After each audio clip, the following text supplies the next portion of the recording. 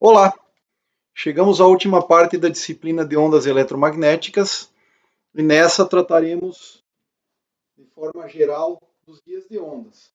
Então, o guia de onda é uma estrutura capaz de confinar o campo eletromagnético dentro de uma certa região do espaço, através de condições de contorno apropriadas, e isso implica uma direção preferencial de propagação. Como alguns exemplos, cabo coaxial e as microfitas. Esses admitem modos TEM ou pelo menos quase TEM, cuja frequência de corte é zero, então eles permitem propagar ondas desde frequência igual a zero e maiores. O cabo coaxial entra naquela categoria de linha de transmissão, assim como as microfitas. E você tem essencialmente dois condutores, né? Então, no cabo coaxial você tem um condutor central de raio A, um condutor, uma malha externa ou uma malha que está distante de raio B a partir do centro, tá? E separando esses dois condutores você tem um dielétrico de permissividade relativa a epsilon relativo. As microfitas, estruturas que, supondo esse aqui o eixo Z, são estruturas onde você tem um condutor plano de referência, um plano de terra, separada de uma trilha de largura W por um dielétrico, um substrato dielétrico de permissividade dielétrica epsilon relativo. Tipicamente, os materiais envolvidos não têm propriedades magnéticas significativas, então é típico que o μ relativo nessas estruturas seja da ordem de 1. Tipicamente. Então, isso aqui é típico.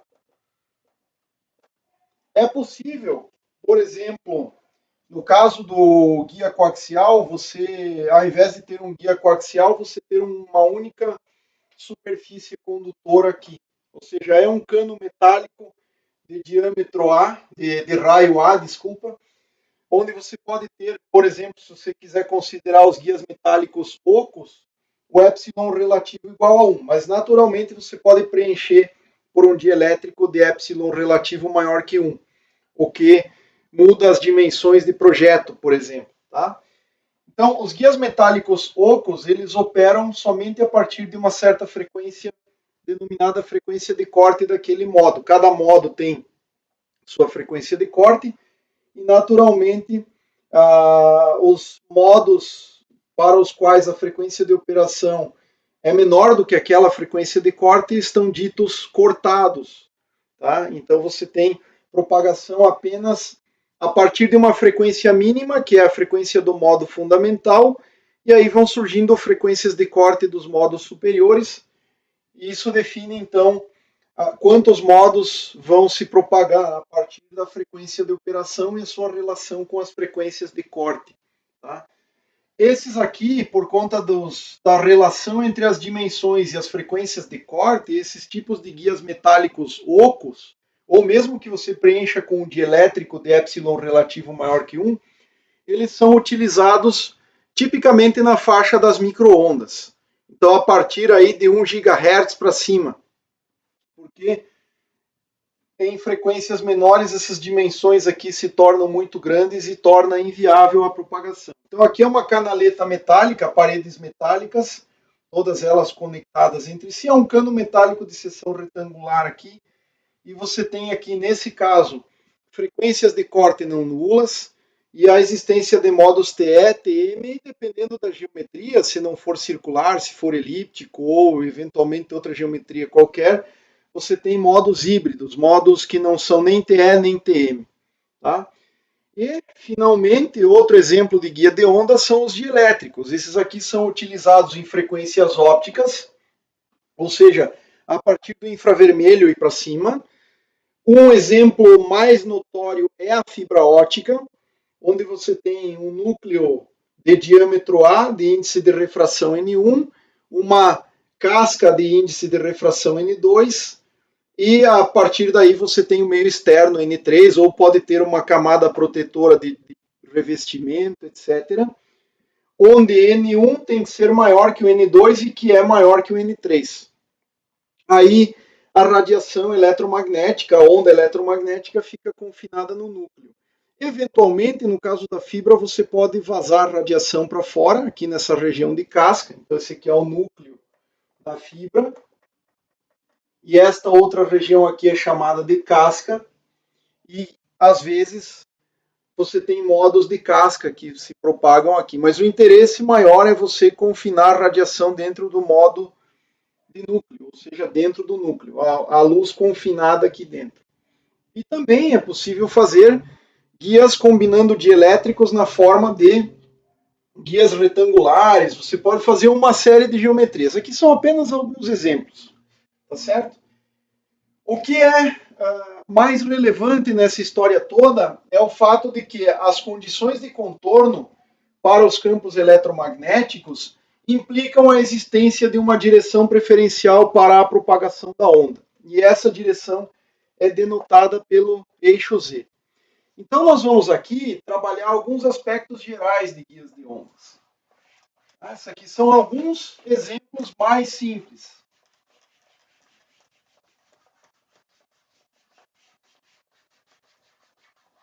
Então, quais serão as nossas considerações aqui? Ó? Vamos considerar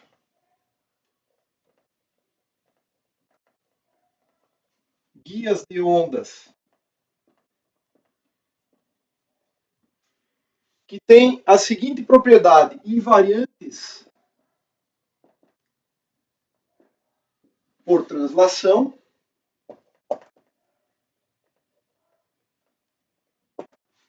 e por inversão em relação ao eixo longitudinal Z.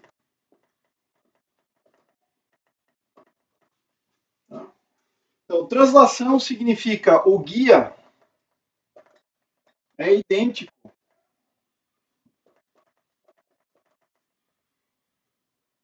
em Z e Z mais A, onde A é qualquer quantidade que você queira se deslocar para frente ou para trás em Z.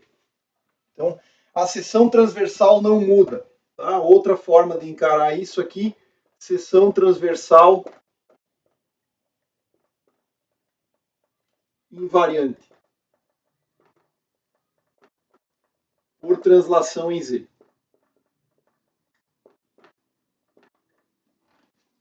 E o outro aspecto é que se você trocar Z por menos Z, isso aqui é a inversão, também a situação física não muda.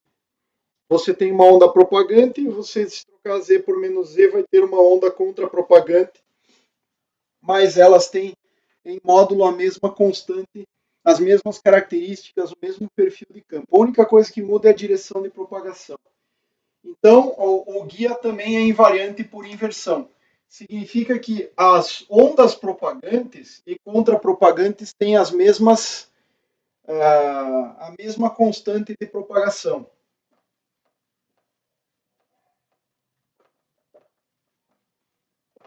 Propagantes e contrapropagantes são caracterizadas pela mesma distribuição de campo, ou seja, o guia é recíproco.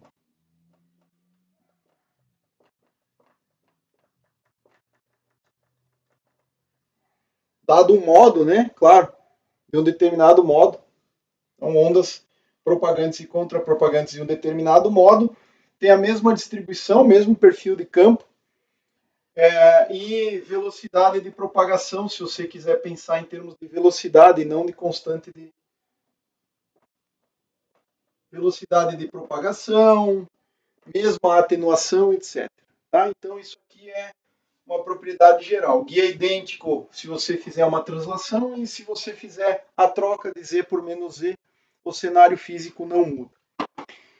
Então, isso significa que se você quiser atribuir um sistema de coordenadas, por exemplo, digamos que esse aqui é o eixo Z, você vai ter um guia cuja seção transversal, eu vou representar aqui de forma genérica, você ampliar isso aqui para frente aqui, ele tem mais ou menos tem a mesma forma, né, idealmente.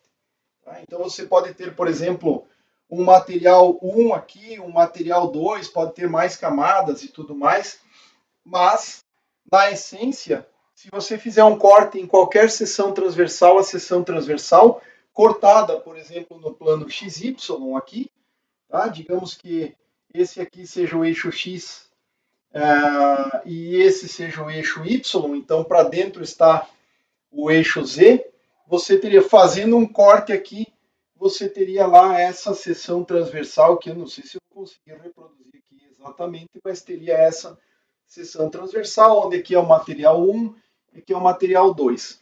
Eventualmente, se você estiver falando de guias metálicos, esse cara que é a fronteira entre os dois meios é um condutor e a radiação vai ficar aqui dentro desta região que é, por exemplo, um dielétrico de epsilon relativo 1. Para fora tem o ar, mas se você estiver interessado em modos guiados ou confinados, a radiação vai ficar aqui dentro. Tá certo?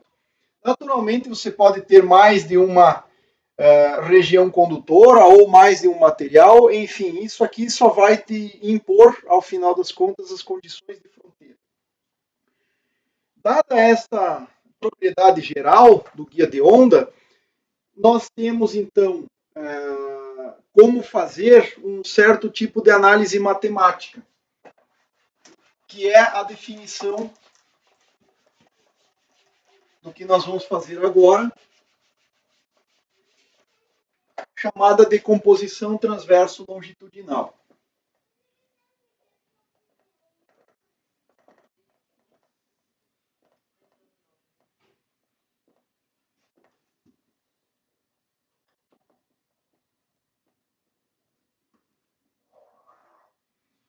Então nós vamos ter sempre um eixo preferencial, um eixo longitudinal,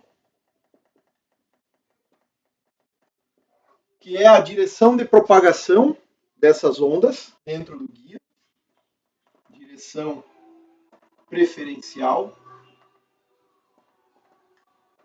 de propagação. E nós vamos denotar esse eixo por Z, certo? E nós temos o plano transversal, ou as coordenadas transversas.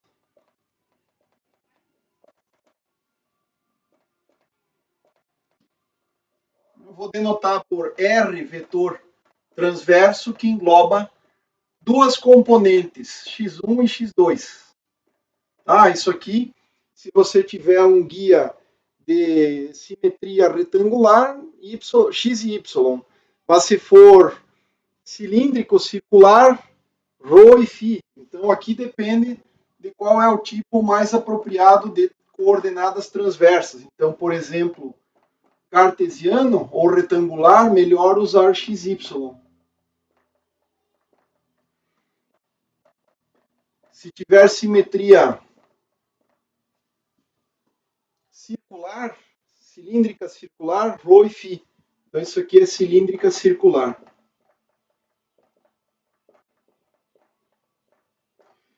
O fato é que todo sistema de coordenadas que pode ser descrito dessa maneira, em que você tem o R igual a um R transverso mais Z na direção de Z, tá?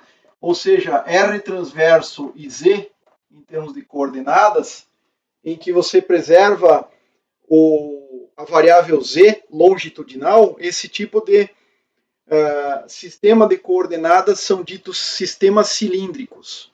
Então, o sistema retangular é um tipo de sistema cilíndrico, o cilíndrico circular é outro tipo de sistema cilíndrico, e aí você tem, por exemplo, o elíptico cilíndrico, etc.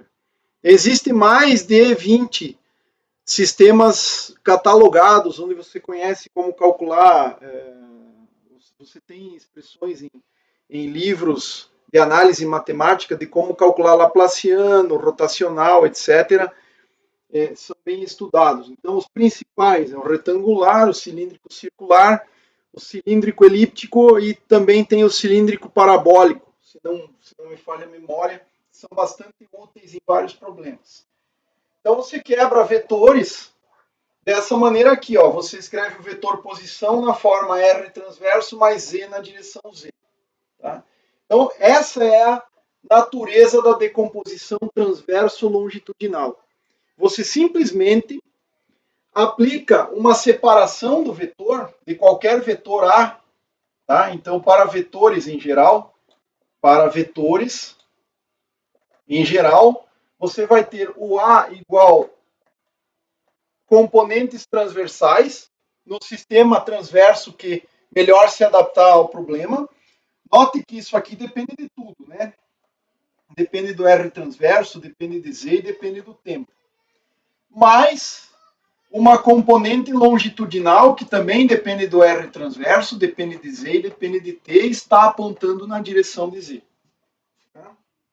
Então, para vetores, você faz essa decomposição em componentes transversas e componente longitudinal. Então, isso aqui são as componentes transversas. E essa aqui é a componente longitudinal.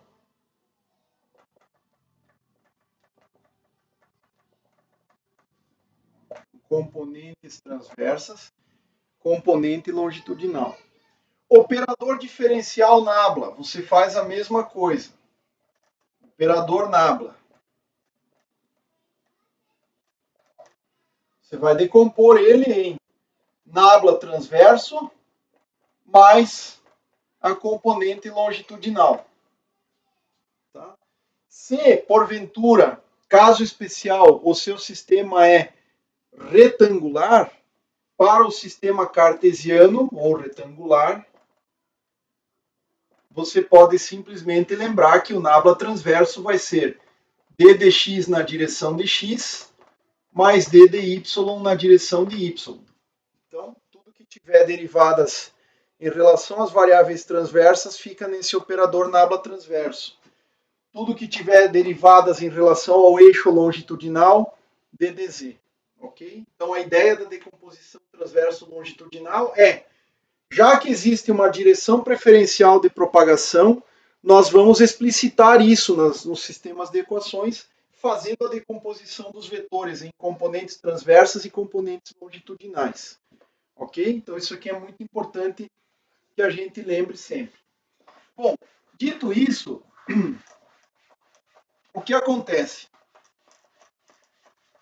Do cálculo vetorial, vou colocar aqui um conjunto de regras básicas para esse tipo de situação. Então, na decomposição transverso longitudinal, eu vou escrever aqui no canto, decomposição transverso longitudinal, decomposição TL. Se você fizer o produto de um vetor transverso, vou chamar um A transverso vetorial com um B transverso, dois vetores, duas coisas puramente transversas, o resultado é um C longitudinal. Você pode fazer uma análise rápida. Por exemplo, pegue um vetor que somente tem componente x e um outro que só tem componente y, x vetorial y é z. Então, dá longitudinal.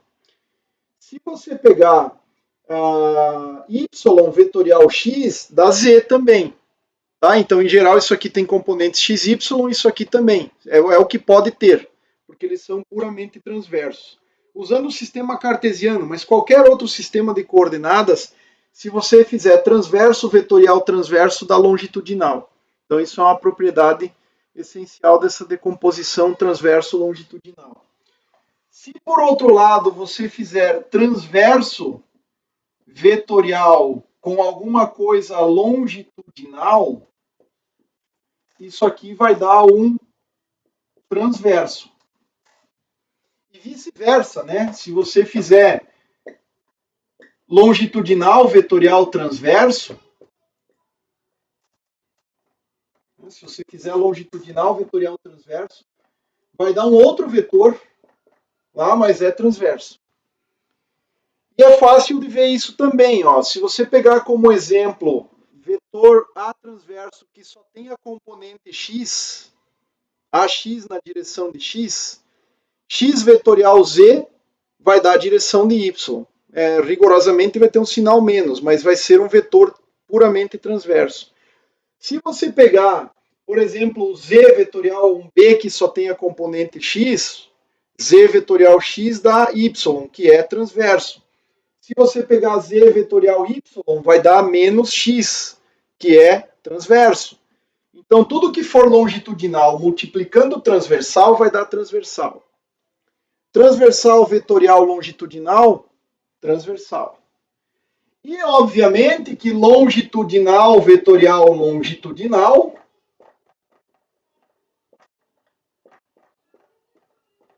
dá zero. Tá?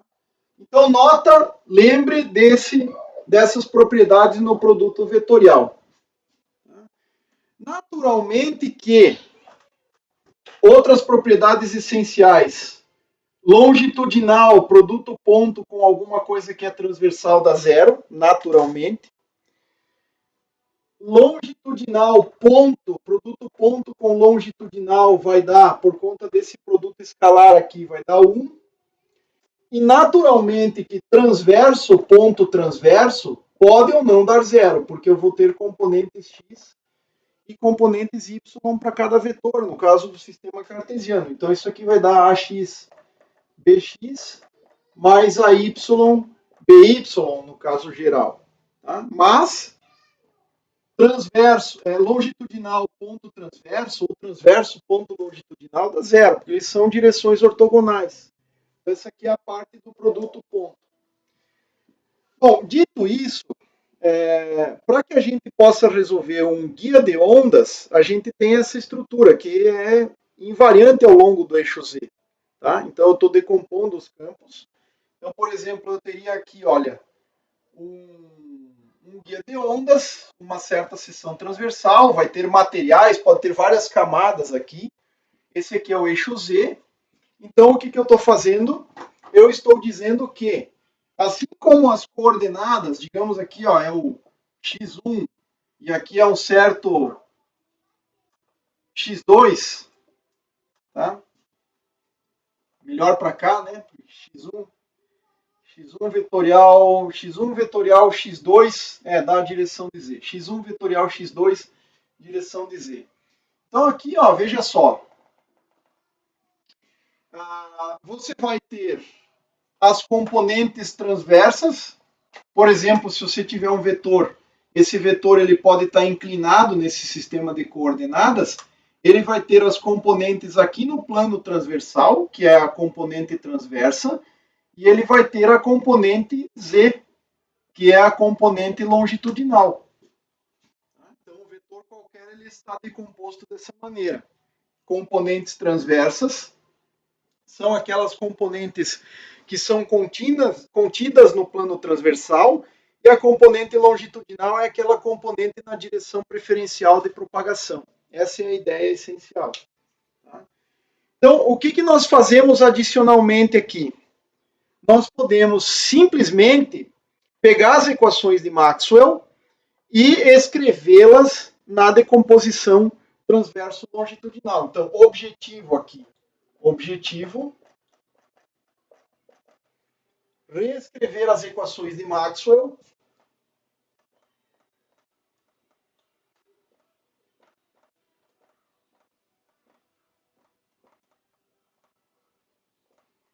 na decomposição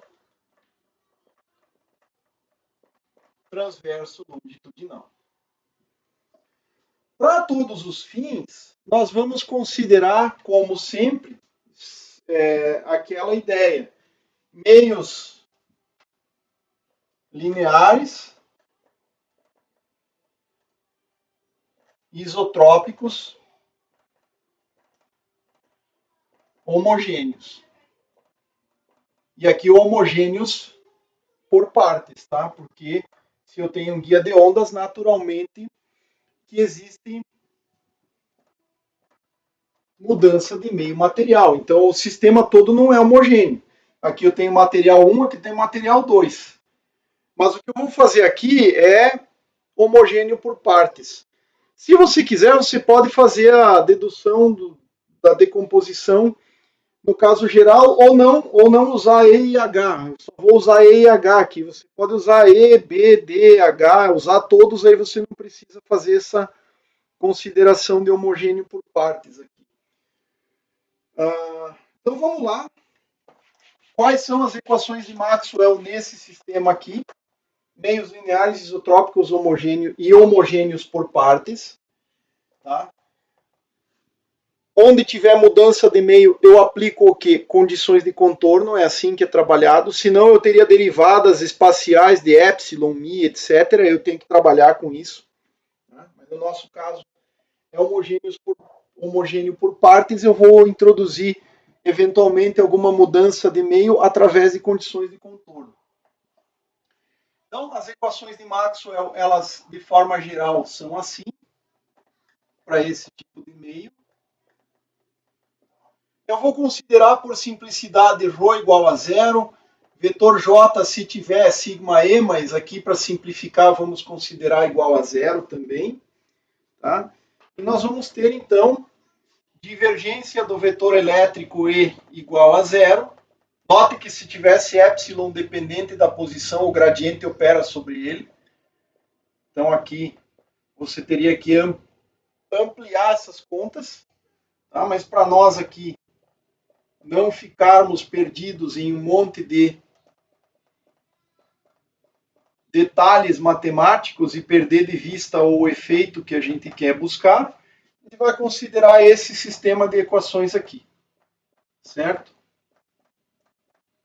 Esse é o sistema de equações que eu quero trabalhar. Então, são as equações de Maxwell, número 1, número 2, número 3, número 4. O que a gente vai fazer? A gente vai escrever que o campo elétrico E é constituído do E transverso e da componente Z. Estou quebrando o campo nessa forma aqui. Da mesma maneira, nós vamos quebrar o campo magnético em H transverso e HZ, certo? Da mesma forma, também o operador nabla, nabla transverso, DDZ. Essa é a ideia central. Tá? Então, isso que a gente vai fazer. Tem que jogar isso em cada uma das equações.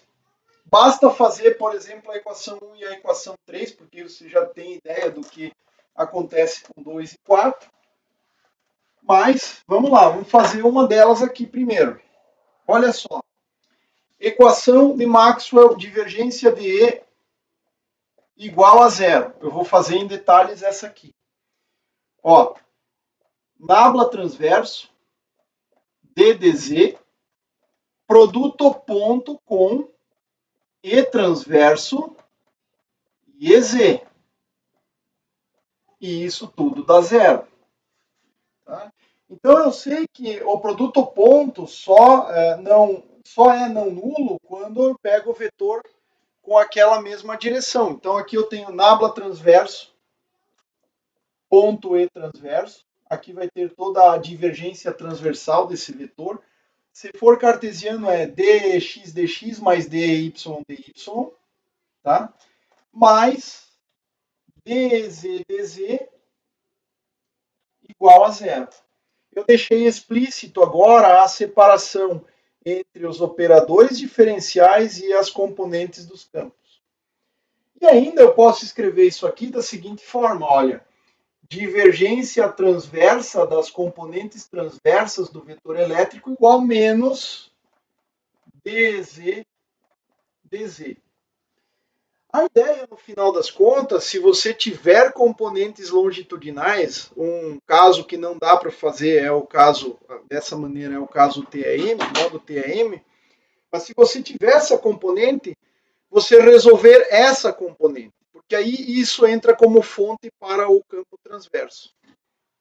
Essa é uma ideia central aqui nesse tipo de decomposição.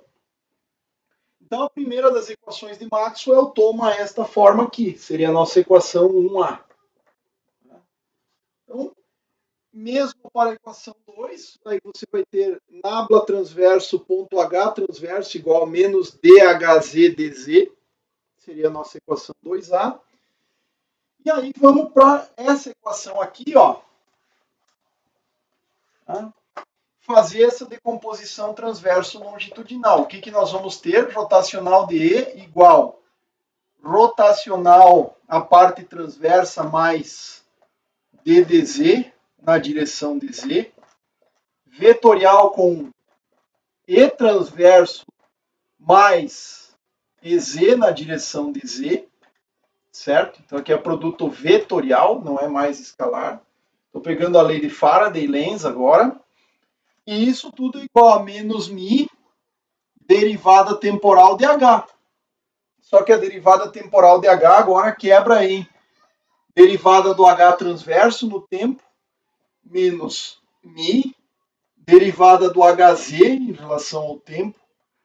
E naturalmente isso aqui aponta na direção de Z. E agora eu posso usar as regras. Transverso, vetorial, transverso. Longitudinal.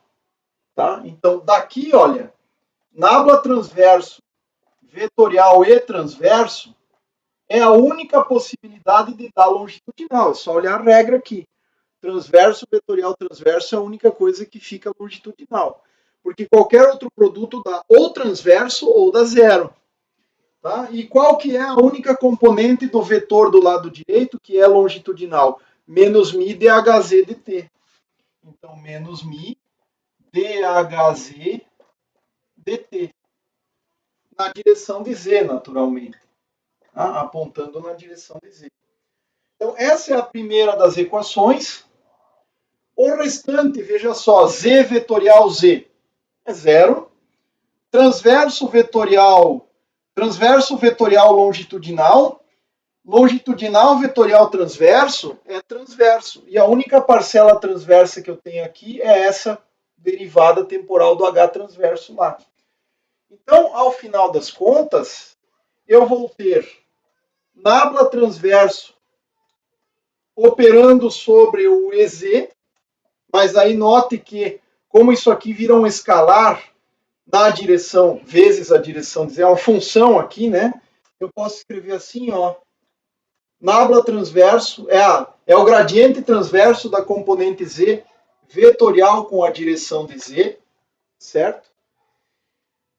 Mais direção de Z vetorial com DE transverso DZ. A derivada opera sobre as componentes do vetor elétrico transverso. Ok? E tudo isso aqui é igual àquilo que eu tenho de transverso aqui, ó, ou seja, menos μ dH transverso dt. E essa aqui é a parte transversa dessa equação de Maxwell número 3. Então, aparentemente, o meu problema piora, porque eu vou decompor uma equação que já está de forma bem sucinta, escrita como uma única equação vetorial, eu vou quebrar em duas, porque eu vou ter a equação longitudinal e a equação transversa. A equação longitudinal tem uma única componente, que é a direção de z, e a transversa tem duas. Naturalmente que uma equação vetorial tem três componentes, então uma mais duas dá três. Eu continuo tendo o mesmo número de equações, só que agora está explícito o que acontece com as componentes, com as componentes transversas da equação e com a componente longitudinal da equação. É a derivada da componente longitudinal do H que produz o campo elétrico transverso. E é a derivada temporal da componente transversa que está associada de alguma maneira, claro que ainda tem a componente longitudinal de EZ aqui, é o gradiente, mas essa derivada temporal, derivada em Z, da componente transversa, que se conecta com a derivada temporal do H transverso. Então eu quebrei o sistema em duas equações. Bom, dito isso, a gente pode escrever esse sistema de equações, mas com cuidado agora. Tá? Então nós quebramos os vetores em suas componentes e nós vamos ter um conjunto de equações aqui, olha. A equação número 1, ela ficou reescrita como 1A, então eu vou ter divergência de E transverso igual menos DZ dz, nossa equação 1a, divergência transversa do H transverso é menos DHZ dz, nossa equação 2a, certo? A equação 3 quebra em componentes A e B, então vou escrever assim, rotacional transverso de E transverso é igual menos μ DHZ dt na direção de Z. Vou chamar essa de 3A. Então já posso começar a apagar isso aqui. Aqui, olha, eu vou fazer um truque, tá? Eu vou colocar o AZ na frente de tudo. AZ vetorial. Se eu quiser, eu inverto isso aqui, aí tem um sinal menos. Então, AZ vetorial DE transverso DZ menos gradiente transverso da componente Z. Olha como ficou essa equação, né? Esse termo aqui, troco a ordem do produto e eu coloco o AZ em evidência. Aqui, ó. AZ vetorial DE transverso DZ menos nabla transverso do EZ. Isso tudo é igual a menos μ, derivada do H transverso em relação ao tempo. É a nossa equação 3b. Então, ela foi quebrada em duas. E aí, a lei de Ampère-Maxwell é só trocar E por H. E epsilon menos μ por epsilon. Então, eu vou ter rotacional transverso do H transverso igual epsilon dz dt na direção de Z. Vetor Z vetorial dH transverso dz, certo? Menos o nabla transverso do HZ. Isso tudo é igual a epsilon dE transverso dt. Nossas equações 4A e 4B.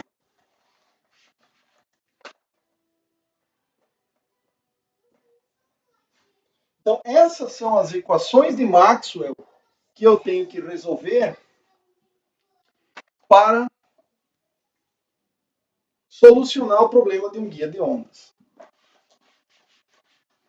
Bom, agora a gente precisa entrar em alguns conceitos fundamentais, tá? Então, esse aqui é o sistema. Você pode anotar esse sistema de equações, tá? Mas a gente pode ter algumas propriedades fundamentais para os modos, tá? Então, estudo de modos.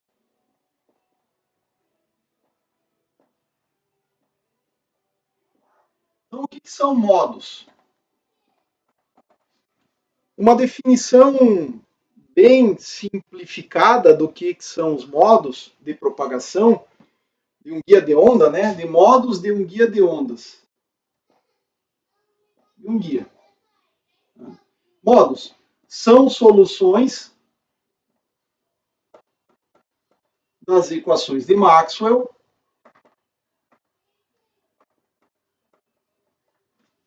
tá? Então, são soluções das equações de Maxwell condicionadas ou que satisfazem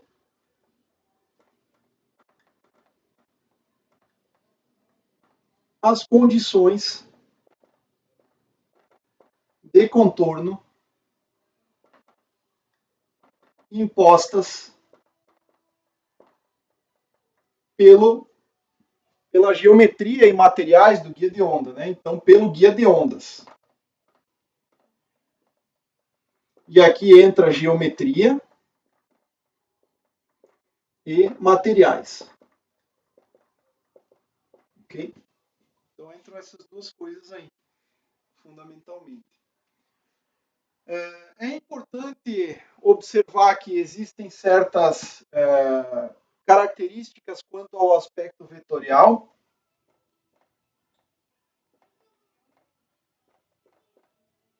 Quanto ao aspecto vetorial.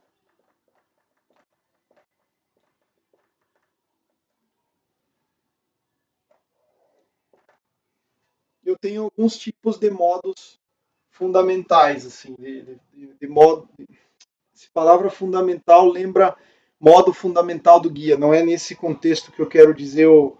É uma propriedade, é uma característica, ou é um aspecto geral das equações na sua decomposição transverso-longitudinal, é que eu posso descrever os modos a partir de algumas características dos vetores elétricos e magnéticos que vão aparecer na solução desse sistema de equações aqui. Tá? Então, quanto a esse aspecto vetorial, eu preciso lembrar sempre, tá? Então, lembre, a direção preferencial é a direção Z. Então, lembre, Z é o eixo longitudinal. Certo?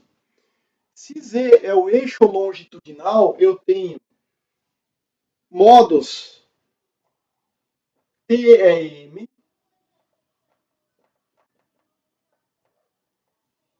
tá? Nos modos TEM, tanto o EZ quanto o... Não dá para colocar igual porque não é medido nas mesmas unidades, mas é comum em muitos livros você ver EZ igual a HZ igual a zero. Tá? Não são medidos nas mesmas unidades. Então é melhor escrever assim, EZ igual a zero e HZ igual a zero. Então, os modos transverso elétrico e magnético, ou seja, transverso eletromagnético, significa que o campo elétrico e o campo magnético são transversais à direção de propagação, que é o eixo longitudinal. Tá? Então, no modo TEM, zerou aqui, zerou aqui, zerou aqui, zerou aqui, zero esse gradiente, zero esse gradiente. A gente vai estudar isso com um pouquinho mais de detalhes aí na sequência. Ah, mas esse modo aqui, se você for olhar vetorialmente, você vai ter assim, um E transverso, um H transverso e a direção Z de propagação. Ah, são todos eles ortogonais entre si. Depois, você tem os modos TE, em que o EZ é zero, mas o HZ não é. Certo? Então, vetorialmente, você teria assim, ó, eixo longitudinal é o Z, é para onde a onda propaga. Você vai ter um campo elétrico totalmente transverso, certo? Campo elétrico totalmente transversal, não sei se dá para acompanhar aí, mas o H, o campo magnético, não é. Ele forma um certo ângulo aqui, porque ele tem uma componente transversa, que seria o H. O H, ele tem uma componente longitudinal HZ e ele tem uma componente transversa H transverso aqui. Então esse seria o modo TE. E tem o modo dual, que são os chamados modos TM, transverso magnético, ou seja, é transversal magnético, né? Onde o EZ agora é diferente de zero, mas o HZ é zero. Então note que você pode, no caso do modo TE, esse cara, essa divergência transversa é zero, mas essa não é. Esse rotacional é zero, essa parcela vai para zero, mas esse cara que está aqui não é, nos modos TE. E nos modos TM é ao contrário, o HZ vai para zero aqui, aqui onde tiver HZ você pode jogar fora nesse sistema de equações. Então, nesse caso, você vai ter na direção de propagação Z, o campo elétrico, ele é inclinado aqui, porque ele tem uma componente longitudinal e uma componente transversa, mas o magnético não. O magnético é totalmente transverso, forma 90 graus. Então, no modo TE, você tem EZ igual a zero, HZ diferente de zero. No modo TM, é o EZ que é diferente de zero e o HZ é zero. E no modo TM, os dois são nulos. E a forma de trabalhar esse sistema de equações aqui muda de acordo com o modo que você estiver considerando. Certo? E ainda tem os modos híbridos. Nos modos híbridos, Nem o EZ, nem o HZ são nulos. E aí você tem o sistema de equações full. Quando se trata dessas duas situações aqui, ou dos modos, ou também dos modos híbridos, o seu intuito é calcular somente EZ e HZ. Você não quer resolver todos os campos. E é possível fazer isso. Você pode encontrar, manipulando algebricamente isso aqui, uma relação entre o E transverso e o H transverso com as componentes de EZ e de HZ. E da mesma forma, se o seu modo ET é M, você pode fazer outros tipos de simplificações aqui e trabalhar com esse sistema de equações aqui de forma simplificada. Então, esta decomposição aqui permite que você trabalhe um pouco mais adequadamente, de forma mais genérica, e te permite trabalhar com, no caso dos modos TE, por exemplo, a solução só do HZ. Todas as outras componentes do E transverso e do H transverso vão ser dados em função do HZ. Tá? Então, veja só. No seu problema original, você teria que resolver E, que tem 3 componentes, e H, que tem 3 componentes, ou seja, 6 componentes. Se você tiver um modo TE, o seu problema de 6 componentes se reduz a resolver apenas uma, que é o HZ. Porque o EZ você já sabe que é zero, então você já tem uma solução, EZ igual a zero. Se você resolver o HZ, é possível, manipulando as equações, encontrar todas as outras componentes, tanto do E quanto do H. Por outro lado, é a mesma conversa. Tá? Se você tiver o EZ diferente de zero no modo TM e o HZ igual a zero, basta resolver o EZ. Todas as outras componentes estarão dadas em função do EZ.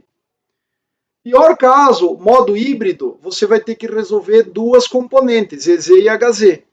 Todas as outras vão ser dadas em função dessas duas. Então, no lugar de 6, o seu problema se reduz a resolver duas componentes. Tá? Claro, com as condições de contorno impostas pelo guia de onda. Ou seja, você vai resolver as equações de onda para EZ e HZ com as condições impostas pelo guia. Se o modo ET é M, aí não tem EZ e HZ. Bom, aí você tem que resolver o sistema com isso zero, isso zero, isso zero, isso aqui zero, mas aí também o sistema se simplifica. Mesmo assim, o sistema simplifica. Então, qual é que é a ideia aqui? Já que a gente está tratando de propagação com um eixo preferencial, eu vou colocar algumas outras características dos modos que referem-se à constante de propagação. Então, guarde bem esse sistema de equações aqui. Ainda não vamos resolver esse sistema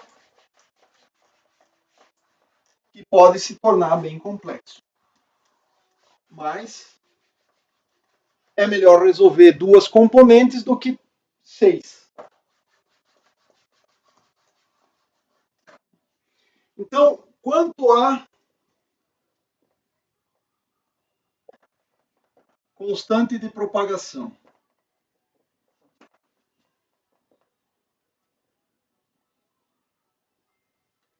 eu vou chamar essa constante aqui de Kz. Ok?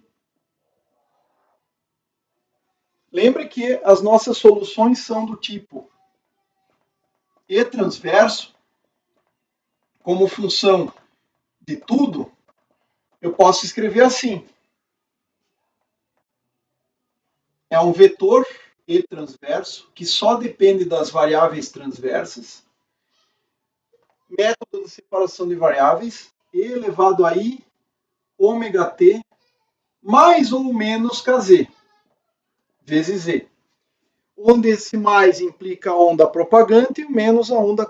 Aliás, o mais implica a onda contra-propagante e o menos a onda propagante. Então, esse sinal é para contra-propagante. E esse menos aqui é para onda propagante. Propaga para frente e a outra propaga para trás. Tá? Da mesma forma, o EZ, função R transverso Z e T, é simplesmente uma função com esse E diferenciado aqui, que só depende das variáveis transversas, E elevado a I ômega T, ou mais ou menos KZZ. E de forma geral, tá? De forma geral,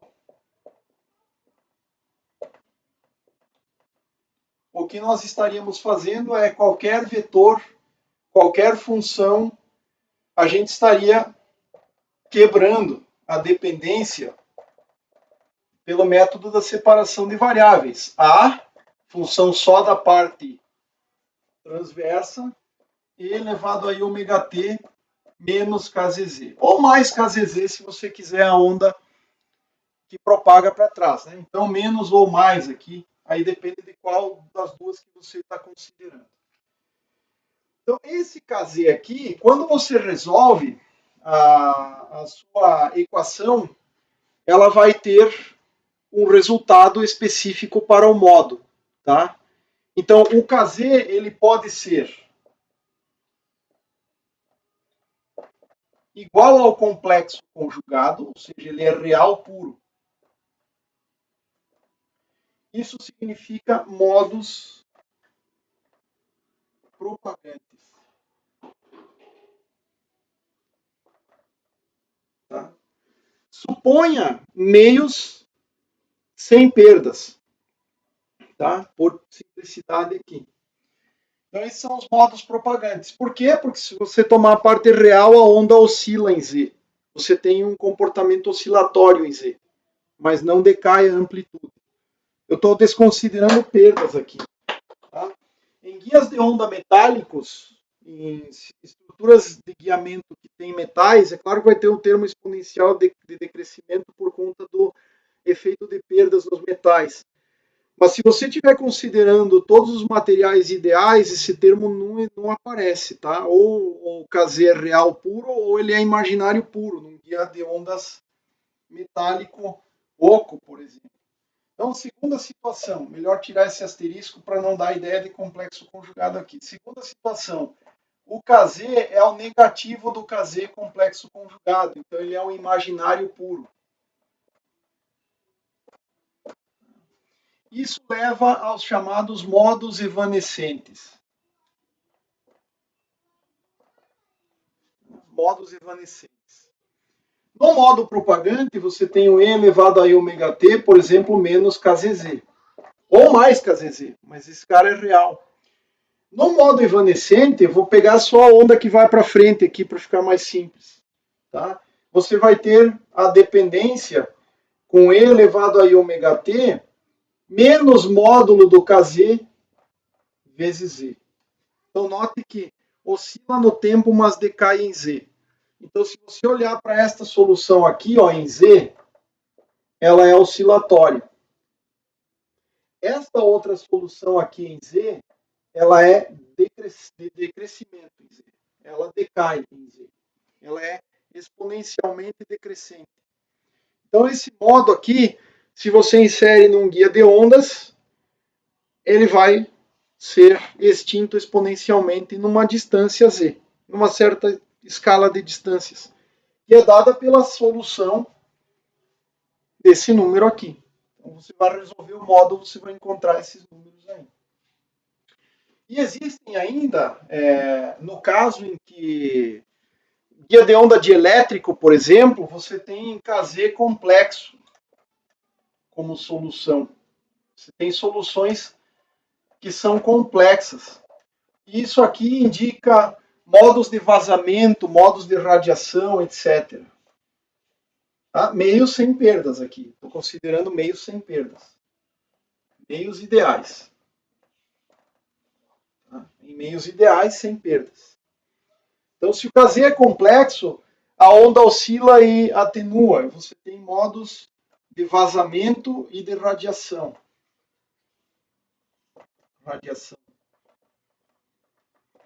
Isso aqui num guia metálico não faz muito sentido. Você, no caso ideal, só vai ter essas duas possibilidades aqui. Mas quando se trata de guia dielétrico, é possível, por exemplo, que você coloque uma onda entre o dielétrico N1 e o dielétrico N2 aqui, por exemplo, você coloque uma onda para se propagar incidindo com um ângulo maior do que o ângulo crítico dado pela reflexão interna total. Então, uma parte vaza, uma parte propaga, vaza de novo, vaza, e aí você vai tendo radiação, vai vazando do guia essa solução, e essa parte que vai vazando, o que está dentro do guia tem que ser extinto exponencialmente, né? Então você, de alguma maneira, tem um casê complexo, né? Mas uma ideia assim, um tanto pictórica, um tanto pictorial do que acontece.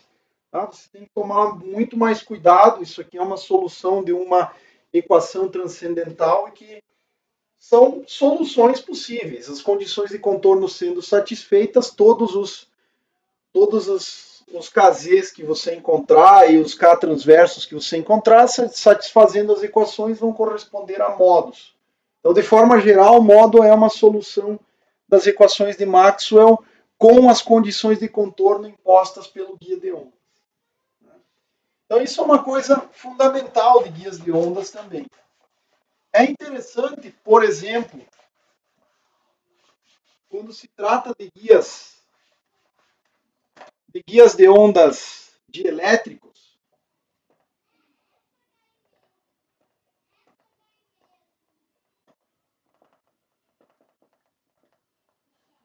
tipo, exemplo aqui, fibra óptica. Eu já estou falando um pouquinho de fibra óptica. Se você colocar uma escala de casês, tá? Eu preciso lembrar que dentro de um certo material, se você pegar a fibra aqui, você teria um raio do núcleo, A, com índice de refração N1, um raio da casca N2 e depois um meio externo N3, que pode ser o ar, pode ser um revestimento, e aí se for um revestimento tem ainda um N4. Mas onde N1 maior que N2, maior que N3. Aqui eu estou exagerando o raio do núcleo, tá? Mas na essência a casca é bem maior que o núcleo em termos de raio, tá? E o A, dimensão de A relativa ao lambda de operação define se é propagação monomodal ou monomodo ou multimodo. Esse conceito espero que fique claro na sequência. Mas enfim, é a relação dimensional do A com o lambda que vai te dizer se a fibra é monomodo ou multimodo. Então, uma fibra pode ser monomodo numa frequência de operação e multimodo em outra. Basta que você mude a região espectral que você esteja operando. Então, quando se fala em essa fibra aqui é monomodo, significa é monomodo para aquela banda de operação para a qual ela foi projetada. É tipicamente em infravermelho e tipicamente um raio de uma fibra monomodo é da ordem, o diâmetro é por aí da ordem de 10 micrômetros e acima lá dos 50, 100 micrômetros você tem fibras multimodais. Monomodo tem muitas vantagens em relação à propagação multimodo. Tá? Mas, na essência, se você resolver este problema aqui, considerando as condições de contorno, você note o seguinte, que o K, na equação de ondas, o K ele é sempre o K do vácuo vezes o índice de refração do meio. Né? O K no Jésimo meio é o K 0 vezes o NJ. Como o índice de refração aqui é maior do que aqui fora e maior do que esse aqui, você tem algumas escalas. Por exemplo, K0N3, K0N2 e o limite superior K0N1. Então, todas as soluções que estão aqui, E isso aqui forma um contínuo desde 0 até lá para o Kz, tá? Estou resolvendo o Kz. Todos os modos que estão daqui para cá são modos livres, são modos fora do, não confinados, ou de radiação. Tá? Porque são modos que estão vivendo aqui fora. Se o K é K0N3, o Kz é K0N3, se aproxima menor do que K0N3, significa que ele está vivendo aqui fora. Tá?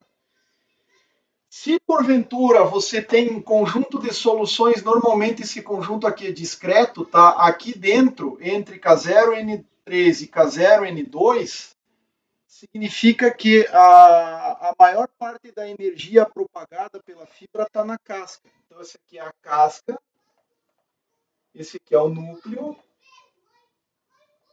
Tá? O núcleo tem raio A e esses aqui são chamados modos de casca. E finalmente vai ter menos soluções ainda aqui entre K0N1 e K0N2. Você tem um N efetivo ou um Kz efetivo, em que é um conjunto de soluções que está aqui que são chamados modos de núcleo. Então precisa resolver todas aquelas equações de Maxwell sujeitas às condições de contorno impostas pelo guia de ondas, no caso da fibra ótica, a continuidade das componentes tangenciais de campo na mudança de meio material exatamente em ρ igual a A, que é o raio do núcleo, e depois tem outra mudança aqui, mas normalmente o raio B é muito grande, então você até despreza, você considera a casca infinita para uma primeira análise. Então esses são os modos de núcleo que confinam a energia aqui dentro. Tá?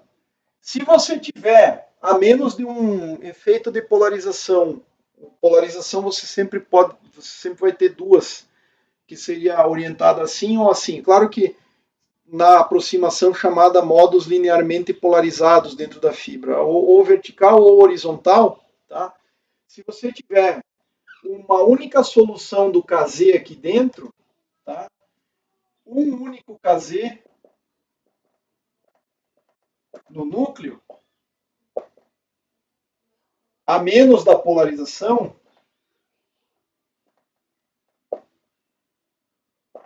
isso significa que você tem monomodo. E isso depende da frequência que você escolheu. Tá?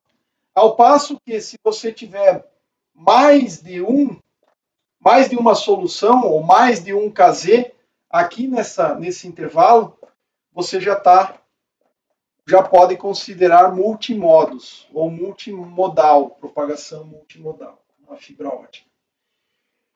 E essa escala aqui, ó, em que você tem as soluções na reta Kz, né, as soluções do problema, desde 0 até K0N3, é um contínuo.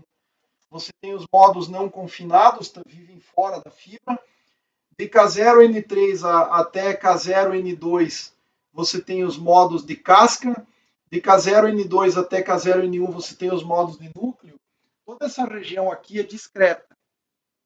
E essa região discreta de modos, de soluções modais aqui, tem análogos, encontra análogos na mecânica quântica. Troque aqui por energia. Se você pudesse fazer uma analogia meio grosseira com o átomo, você teria os orbitais atômicos. Claro que seria um átomo bidimensional, isso é um detalhe importante, tá? Um átomo de verdade tridimensional, mas seria um átomo bidimensional, digamos assim. Todas as soluções que estão aqui são os orbitais atômicos, analogamente. E essa aqui é a energia. Tá? Então, existe uma analogia entre soluções modais e a mecânica quântica. Se você trocar Z por T, troque Z por T e troque Kz por energia, tá? Isso aqui são os orbitais atômicos ligados e aqui é o átomo ionizado, ou seja, a solução em que o elétron não está ligado. Ligado significa, no caso da fibra, a energia do modo estar aqui dentro do núcleo, ou, no pior dos casos, na casca. Mas se a casca for infinitamente grande, aí já a única coisa ligante ou confinada é aquilo que está dentro do núcleo. Então, os modos confinados é o que, e é o que eu quero numa fibra, é o que está dentro do núcleo. Que analogamente são os orbitais onde o elétron está ligado. Tá? E aqui fora é o elétron que foi arrancado, ele não está mais ligado em nada. Ou seja, no caso eletromagnético, em tela aqui, que seria a propagação de ondas, a onda não está confinada, ela está vivendo em qualquer lugar. Né? Então,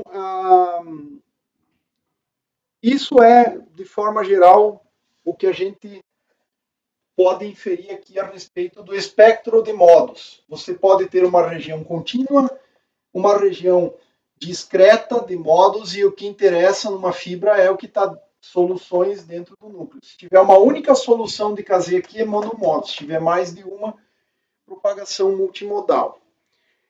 Detalhe importante é que aqui eu só estou considerando as soluções reais, tá? Esse aqui só é o eixo real, porque eu poderia ter um eixo imaginário e aí aqui eu vou ter uma constelação de soluções, talvez, tá?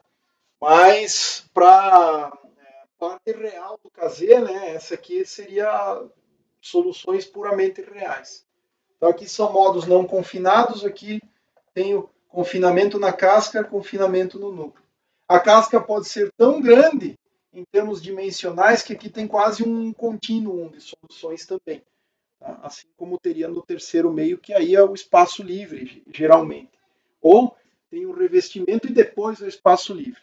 Então você vai tendo uma escala, ainda teria um K0 N4 se tivesse revestimento como N3 e o ar como N4. Mas a ideia central é essa aqui.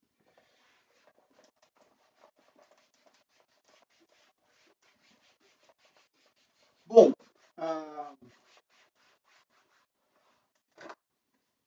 outro detalhe importante, e eu vou encerrar esta presente aula com isso aqui, é o seguinte aspecto, tá? O guia de ondas, ele tem como características impedir a difração, então ele compensa a difração, ele mitiga o problema da difração.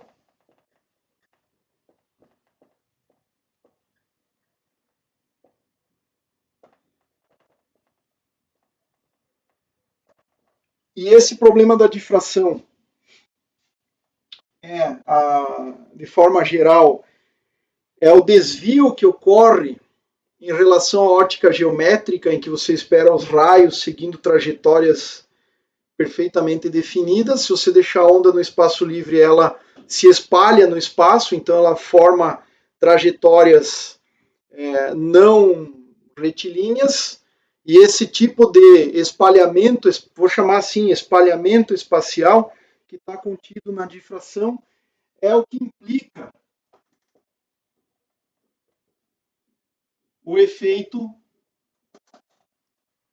A difração implica o efeito 1 sobre R elevado ao número de dimensões espaciais menos 1, tá? Para o campo distante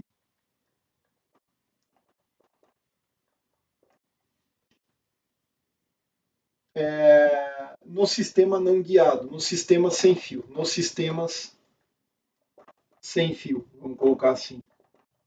Wireless, ou não guiados também, sem fio, não guiados, se você preferir.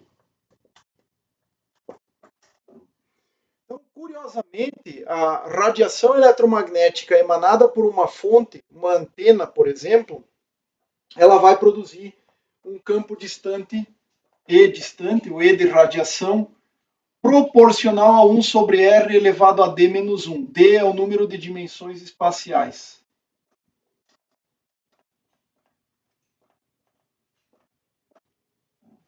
No nosso mundo normal, temos 3 dimensões aqui, significa que o D é 3 menos 1, 2, então, desculpa, para o campo é sobre 2. Aqui, tá certo? É sobre 2. Para os campos é sobre 2. Para a densidade de potência é que esse efeito aqui ele é proporcional a 1 sobre R elevado a D menos 1. Então, se você tiver essencialmente 3 dimensões, a densidade de potência cai na forma do inverso do quadrado. Se o mundo fosse bidimensional, é 1 sobre a distância, e no mundo unidimensional não decai, a menos que tenha perdas no meio material. Tá? Então, efetivamente, o guia de ondas, ele reduz o número de dimensões até 1, porque a única dimensão relevante é a distância z de propagação.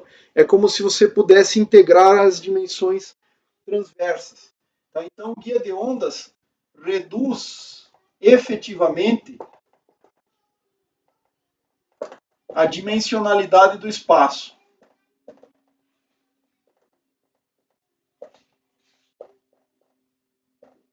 para D igual a 1. Certo? Então, a densidade de potência não decai mais. Tá? A menos que tenha perdas, e aí você vai ter o decaimento exponencial, mas isso aqui tem de qualquer maneira, E elevado a menos alfa R, né? E elevado a menos 2 alfa R aqui seria menos alfa R. Então, se tiver perdas, atenuação você vai ter de qualquer maneira. Tá? Então, sem perdas, o alfa é zero e você vai ter a densidade de potência radiada caindo na forma de 1 sobre R a D menos 1.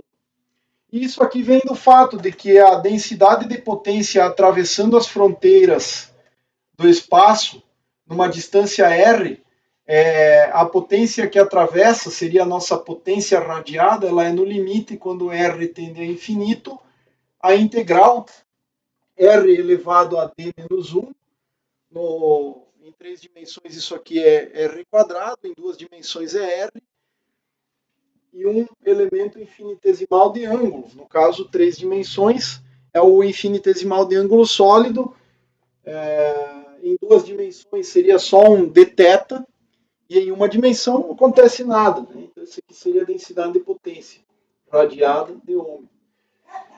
Então, efetivamente, o guia de ondas reduz de forma efetiva a dimensionalidade para 1, ou seja, evita o efeito da difração. Tá? Porque você poderia integrar as dimensões transversas e a única coisa que importa é a propagação em Z. É isso que interessa para você. Então, lembre lá quando a gente trabalhava com o guia coaxial, propagação de linha de transmissão do guia coaxial. O que acontecia? A única coisa que entra como variável de posição é Z. Ninguém faz menção a XY, porque de alguma maneira isso já foi integrado. Então o seu sistema vai para uma única dimensão espacial. Tá? Mas por outro lado, ninguém faz propagação com uma frequência única bem definida, né? Você quer montar informação em cima da portadora, e para colocar informação em cima da portadora, você tem que ter a portadora do sinal. Tá? Você tem lá, eu vou transmitir sinal na frequência ômega zero, mas você tem uma banda, você tem uma delta ômega em torno desta portadora. A informação está aqui. A info está na banda, em delta ômega, que está centrada em ômega zero. Eu não sei como que é essa banda aqui, não interessa muito, mas espectralmente falando, tá, em termos de espectro do sinal, você vai ter algo como centrado em torno da portadora. Ômega zero é a frequência de portadora, frequência angular da portadora. Sempre que você faz um guia de ondas, tirando numa aproximação bem grosseira, aquelas que admitem modos TEM, que ainda vai ter dispersão do meio material, tá? Mas você introduz necessariamente, o efeito mais importante é a dispersão temporal.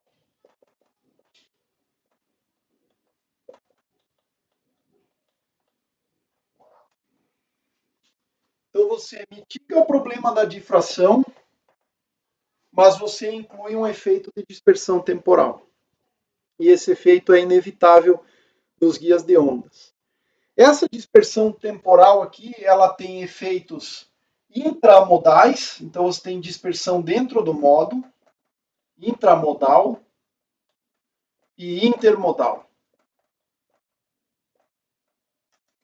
tem aspectos que são puramente geométricos, tanto para uma quanto para outra aqui, tem aspectos que são puramente geométricos e tem aspectos que são materiais, do material usado. Então você pode ouvir falar aí em dispersão intramodal, dispersão geométrica, dispersão material, dispersão intermodal, etc. Dispersão, essencialmente, se refere ao fato de que cada componente de frequência se propaga com uma velocidade diferente. Tá? Então, V é uma função de ômega dentro do guia de ondas. Porque o V está associado às soluções lá do KZ. E o KZ vai ser uma função de ômega. Tá? Então, dado um ômega, você tem um conjunto de soluções do KZ, eventualmente. Para cada modo tem um KZ diferente. Mas se você variar a frequência, o KZ muda. E esse aspecto de mudança da constante de propagação do KZ reflete-se em que cada modo tem uma velocidade diferente de propagação. E por esse fato, a propagação monomodal é desejável, porque aí você tem só dispersão dentro de um mesmo modo. A diferença de velocidade de propagação de um modo para outro é bem maior do que a diferença de velocidade entre as componentes de frequência dentro do mesmo modo. Então você procura evitar a propagação multimodal. É preferencial sempre monomodal, nesses casos em que é possível fazê-lo. Tá?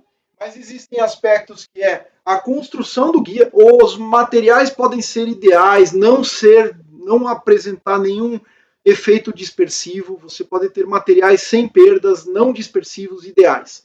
Só o fato de conter condições de fronteira já vai implicar um efeito de dispersão temporal. Tá? E a dispersão temporal corresponde ao fato de que se você lançar um pacote de ondas, digamos uma função, um pulso retangular, né? Claro que aqui está modulando uma portadora, que é de frequência ômega zero. Mas se você lançar um pacote em z igual a zero, isso aqui está olhando no tempo, né? Estaria olhando no tempo um pulso retangular. À medida em que isso aqui vai propagando distâncias longas, z bem maior do que zero, né? Bem maior do que uma distância grande de propagação, esse pulso aqui, eu vou mostrar só o envelope aqui, esse pulso ele vai se deformando e vai alargando no tempo, tipicamente alargando, embora a dispersão temporal possa produzir efeitos de compactação em fibra ótica, mas é até uma certa distância, tipo um enfocamento temporal, depois a coisa vai de novo, né? Seriam efeitos chamados assim lentes temporais, você consegue compactar o sinal no tempo. Por analogia ao que você faz quando você coloca uma lente para focar um feixe num ponto. Então você tem uma lente convergente, você pode fazer isso no tempo também. Mas a dispersão é um efeito indesejável, via de regra, e você tem que conviver com ele, porque quando você trata de guia de onda, não tem mais esse problema gravemente afetando a propagação. Você pode descartar o efeito difrativo, que se manifesta através da lei do inverso do quadrado no espaço livre, além de efeitos de atenuação, mas se não tiver atenuação, você vai ter o efeito do inverso do quadrado em 3 dimensões.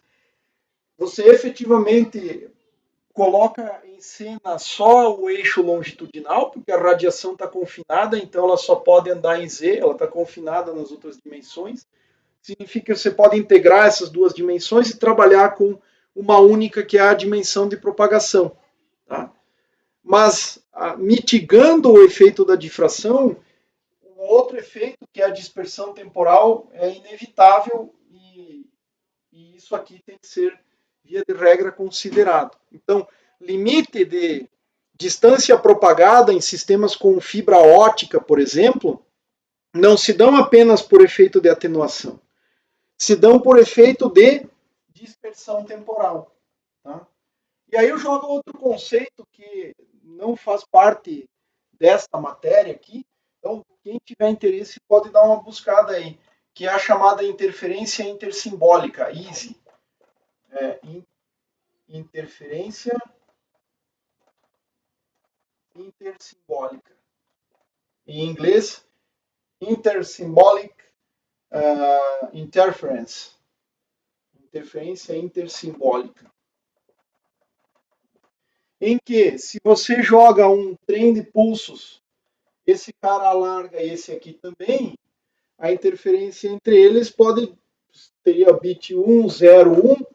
Esse do meio aqui, ao chegar lá, pode parecer para o demodulador como sendo 1 também. Então, isso limita a distância propagada. Em muitos sistemas é mais relevante até do que a própria atenuação do sinal com a absorção do meio, etc. Tá? Então, eu vou deixar no link da descrição algumas referências para esses assuntos aí mais gerais, que referem-se à comparação entre difração e dispersão, e aí vocês podem dar uma estudada nisso aí. Tá? Teremos mais uma aula para tratar de alguns casos especiais daquela solução daquelas equações de Maxwell na decomposição transverso longitudinal. Até lá, pessoal!